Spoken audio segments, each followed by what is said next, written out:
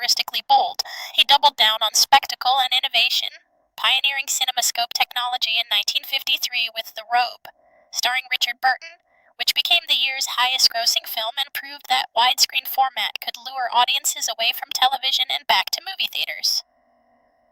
The success of CinemaScope generated over $50 million in licensing fees alone as other studios rushed to adopt the technology,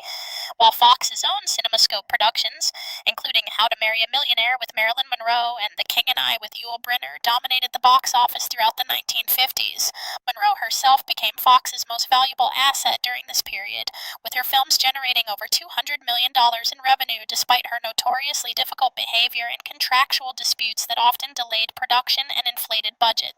The 1960s brought 20th Century Fox to the brink of bankruptcy with Cleopatra, the most expensive film ever made at that time,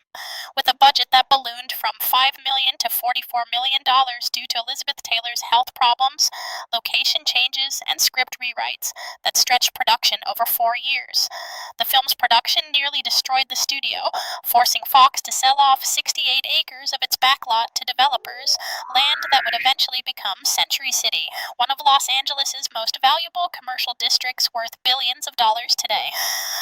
Zanuck, who had left the studio in 1956 to become an independent producer, returned as president in 1962 to save the company from collapse, implementing draconian cost-cutting measures and refocusing on commercial entertainment rather than prestige projects. His gamble paid off spectacularly with The Sound of Music in 1965, which cost $8 million to produce and generated over $286 million worldwide, becoming the highest-grossing film in Fox's history to that point and single-handedly restoring the studio's financial health.